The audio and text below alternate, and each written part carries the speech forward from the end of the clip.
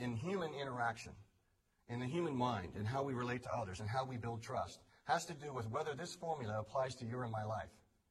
And this formula basically means that others and self should always be of greater value, of greater importance, than things and tasks. And things and tasks should always be of greater value than systems, ideas, and concepts. And if you look at that grid, and you look at some of the terrible isms that we've seen in the last century, Nazism, fascism, communism, and even in some cases capitalism, kind of like what we're talking about here, because capitalism can be an independent and really a neutral force, but when attached to by greed, it can become a very unhealthy force.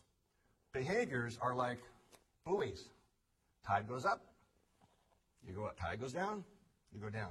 And that chain there that's attached between the buoy and the anchor in the sea, that's in the seabed, it's not going anywhere, is actually where our attitudes and our will and our emotions play, and our motivations and the things that we desire and we'll work hard for. And so as that becomes stretched and taut, we're under pressure and tension. When the water gets too high, you ever been in that situation? I don't behave the same when the water gets too high. You ever been in that situation? I don't behave the same under stress that I do when I'm relaxed on vacation. And probably you don't either. And so we have this behavior that changes. And so most of the work we're trying to do in human resources and in education and development and training has to do with change behavior, put it in the mind, teach them, train them,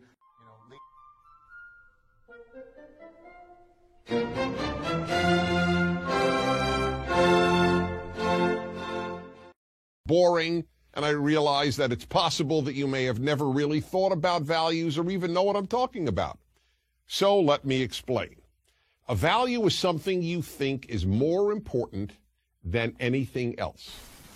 More important than money, more important even than love, and even more important than happiness.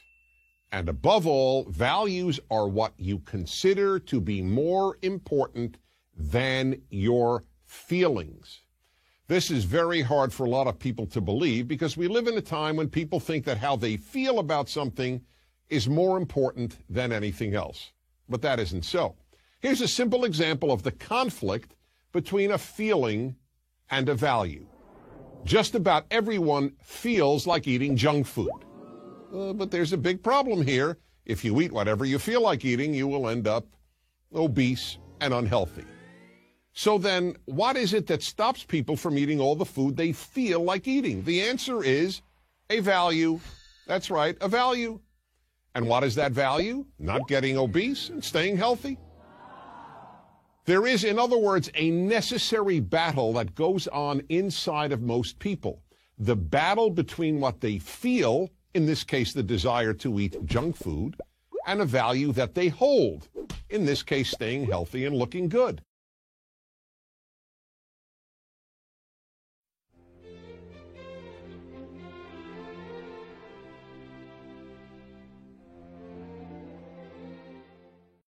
Is that ethics is embedded in every single topic this year, so that you can see that while it's only got one key idea in the Introduction to Psychology topic, ethics is actually embedded in every single topic that we'll cover. So it's really important that you can understand these as a foundation to then apply it throughout the year.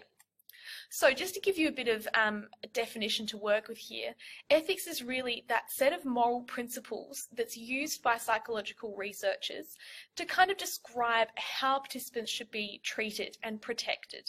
Okay, so it applies to absolutely every stage of the research as outlined below. Behavioral ethics focuses in large part upon why well-intentioned people sometimes make bad decisions and do not live up to their own ethical standards. Many psychological biases and decision-making heuristics, or shortcuts, cause people to make unethical decisions in violation of their own standards. Sometimes these missteps are made consciously. More often, they are made subconsciously. Organizational pressures that exist inside many firms and social pressures that are ubiquitous in society can also make it difficult for people to act ethically.